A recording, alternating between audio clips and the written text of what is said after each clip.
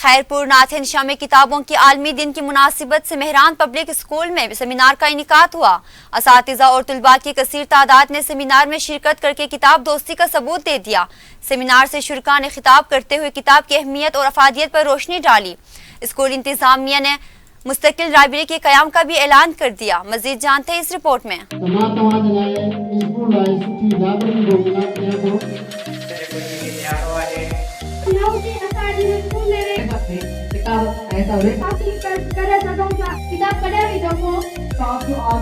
Khairpur Nathan شاہ کے Mehran public school میں کتابوں کے عالمی دن کی مناسبت سے سیمینار کا انعقاد کیا گیا، جس میں اساتذہ اور طلباء کی کثیر تعداد نے شرکت کی۔ اس موقع پر سیمینار سے خطاب کرتے ہوئے دیدار علی مشوری، محمد امین مشوری، صورت علی، مشوق سولنگی، علی محمد اور دیگر اساتذہ نے کتابوں کی اہمیت پر روشنی ڈالی، جبکہ طلباء نے کتابوں کی اہمیت کے متعلق شاعری اور تقریر پیش کی۔